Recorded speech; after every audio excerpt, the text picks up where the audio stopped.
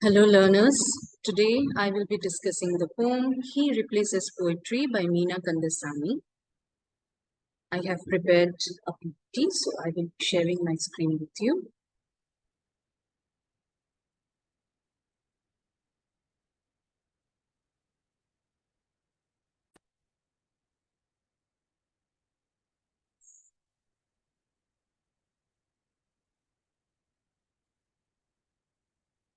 Okay, so Meena Kandasamy is a Dalit feminist who writes on women empowerment, who gives voice to the third world women, and she creates a space for women to be liberated from the patriarchal domination.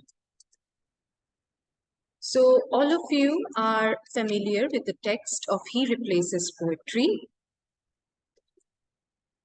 I will move to the analysis. So these are some points which I have inferred from her poem. So her poems materializes her views on patriarchal social order. So most of her poems expresses how women have been at the margin and how women can raise their voice from the margin to destabilize the patriarchal social order. Second, offers a space for the subaltern. So Meena Kandasamy, being a Dalit feminist, her poetry is an apparatus to negate, to challenge, to subvert the social order, the patriarchal social order, and also it shows that how third world women like the transgenders or the Dalit women or the prostitutes, they can also be a part of the, of the women who, of the larger, larger gender or sex of the women. Then rebellion against subjugation of women. This is quite apparent from her poetry that her vociferous and her forceful words, they are actually a revolt, a challenge to the subjugated status of women, nonconformity to conventional norms. So not only the language of her poems and the and the content of her poetry, but also her ideas represent that she is not adhering to the conventional uh, linguistic norms or the gender norms. Her poems can be read, especially He Replaces Poetry. So this poem can be read from a postmodern perspective where she is talking or expressing in a stream of consciousness manner. You won't see any cyclical or linear fashion in her poetry. It is mostly non-linear. Defies power of masculinity. Another point, which is again very apparent from her poetry, she defies the power of masculinity because at the end of her poem, we get to see that she is saying that her poetry will replace all of the man that who has put her under, or because of him, she has undergone a traumatic situation or a state of illusion, the illusion of happiness, the illusion of love. And now she is coming out of it. She is coming out of the foundations imposed by the the male presence in her life, that particular male presence in her life, which that presence exhibited masculinity. Defies power of speech, which is essentially built on social conventions. So language specifically is built on social conventions. Language is very sexist. And when she says in the beginning of her poem that she is hunting for words, she is searching for words, she is actually uh, giving another side of reality or showing an otherwise where speech is not getting prominence. Okay. Next, subversion of power. This is again a very recurrent theme in her poetry, asserting her freedom through her language, rejection of silence and sacrifice. She is rejecting to be silent. She is talking about her illusion, and she is talking about how she emerged out of her illusion. She is saying that she used to nod like a Tanjore doll in Greece, and this admission itself is is a is an expression of freedom. It is an expression of not to be docile, not to be submissive. Then I have already discussed, I've told you that how it can be read as a postmodern poem, because she disrupts the mechanism of oppression. She is not following any linguistic or poetic convention. She is creating her own style of writing. When you read the other feminist poets and you read Meena Kandasamy, you will see that there is a change. She is writing her body. She is writing her experiences, and she is not following any particular order of thoughts. Her thoughts are disjointed. Then it is a poetic performance, yes, because throughout her poetry, she performs her body. She performs. You will be able to see that there is a performative angle to the poetry. She is talking about being a mad woman. She is claiming that I try the mad woman's antics. She has tried to hurt herself. She has tried to bruise herself. She has been nodding like a Tanjore doll. She has bit the insides of her cheeks. So this kind of a dramatic expression talks about the the importance of talking about uh, women's body by a woman. Okay, so this is a performative poetry. It can be performed also. Then another segment, écriture feminine. Écriture feminine, what it does, it displaces the phallocentric system of power. So phallocentric means the system which is resting on the notions of the phallus, or giving importance to the phallus, or the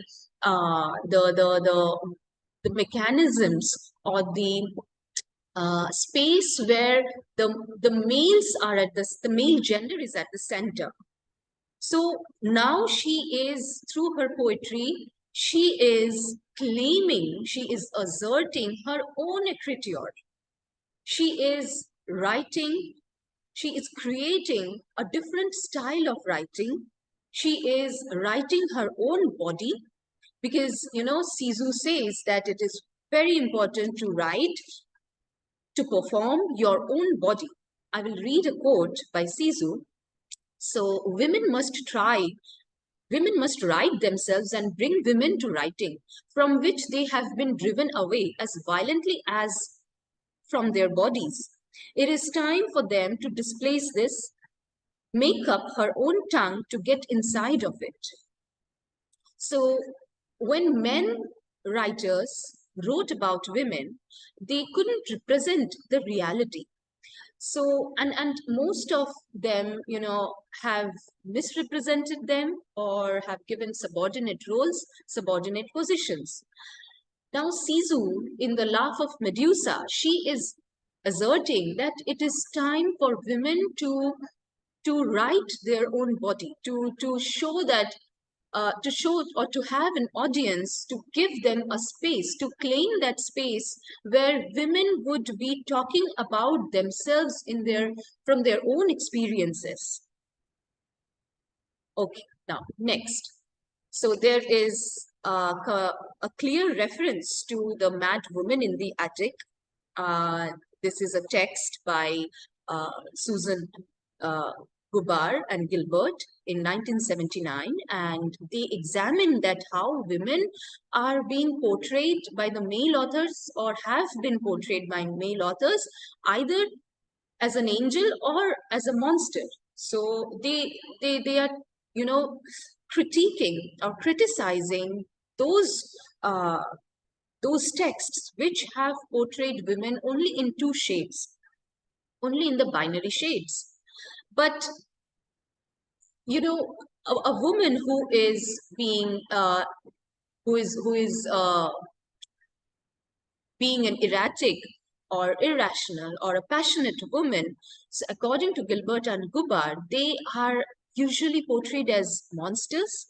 They are usually portrayed as rebellious, unkept, mad women. Now, Meena Kandasamy out here, she is she is offering a space to that mad woman, to all the women who feel, who respond to their feelings, who are not dolls, who are expressive, okay, and talk about their uh, who talk about their bodies, who are not hiding their bodies, who are not hiding their pain, their madness. Okay, then some of the important quotes I have mentioned for you to have a connection, to establish a connection between he replaces poetry.